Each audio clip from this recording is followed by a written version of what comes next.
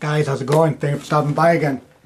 Today we're going to do a video on a one watch brand you could collect. The only one, if you could only stick with one brand, which one would it be? This is a hard video for me to make. But before we start, like, subscribe, and share if you guys like my content. And I appreciate you guys very much. You always know that. So, if you were to only collect one brand, if you were to only say, I am going to stick to this certain brand, what would it be? Guys, I had a hard time. I could not pick because you guys know part of my collection, and I have I separated by brand, by complication, and by case metal. That's how I separate my collection. But if I were to have to choose one brand, and I chose this one because I'm able to cheat, and I'll explain why. My number one brand is Omega. I could never ever leave Omega. Omega, for me, it's the watch my dad used all of his life. It's the watch I started collecting back in the day, and it's the watch that got me got my collection, actually, not me, but it's the watch that got my collection to where it is right now. So let me explain to you why I could cheat. Omega owns Lemania, so now I have the best of both worlds. I could collect Lemania. If I were to choose only one brand, I could collect Lemania and I could collect Omega. So it's a win-win situation. I think that's the way I started my collection, only trying to stick with one brand. But as I grew as a collector, I just kept adding other watches, and I kept falling in love with other watches. So I think Omega, though, it's the one brand I will never leave. I'm going to show you some of my Omegas, guys. So you guys probably know a few of these watches that I've already showed before in other videos.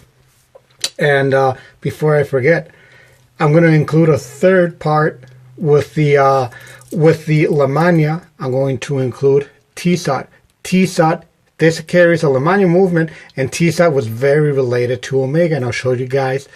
I'll show you guys a watch in a second that are basically the same watch. Here, let me show you guys right now.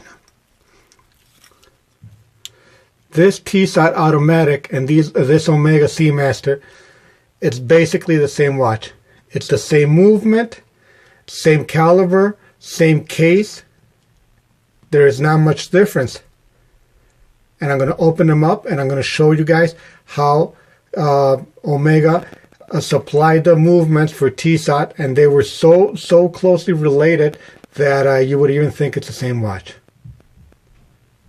Guys, now, without zooming in, you could actually, if it wouldn't have any text on the automatic hammer rotor, you would never know which one is which. It is the same movement, like I say. Now, not all of these Tissot are the same. They're not created with the same hand. You have to look for the ones that were still made under the Omega umbrella. But look at this. Exactly the same watch. Same caliber, same everything. 351. And the Tissot, they didn't mark a lot of their calibers, but it's the same movement. It's a 351. The parts are interchangeable, 100% interchangeable. Isn't that great? Isn't that? If you guys knew that, let me know. But I've always enjoyed this on Tissot. So that's why I'm putting Tissot in the range with Omega. Before Omega started using a lot of their Volger 7750, they used only Lemania, and they have part or full ownership on Lemania. Now Lemania, Patek Philippe, Vacheron, and other high-end names use Lemania movements, but in its majority it's owned by Omega. So in this case with the Seamaster, it has a value 7750. If you were to get the Speedmaster, the most classic one is the one with the Longines 321 base movement. And if you guys watch my other videos with the funky 70s watches, I forgot to include this one. This is a solid silver 70s watch. It's just an incredible watch and well made. You could see all the Omega, proper Omega signatures there. And these watches were so well made that even when you close the clasp, let me show you guys this. If I could get it right here. Look at that clasp. When it closes, it leaves an Omega emblem in there. That's how much they thought about, or how much attention to detail they put on these watches. Let me see if I could. There you go. Is that nice or what, guys? So, funky 70s watches. So that's one of the reasons Omega has made so many watches, so many other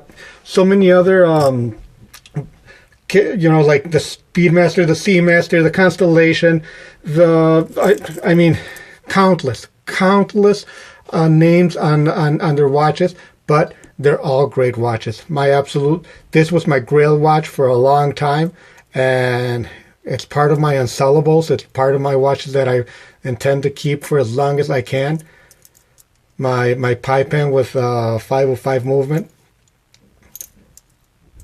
I had this watch in gold, but circumstances and kids going to college and whatnot and expenses made me sell it. But this is one of the ones that I will not part with.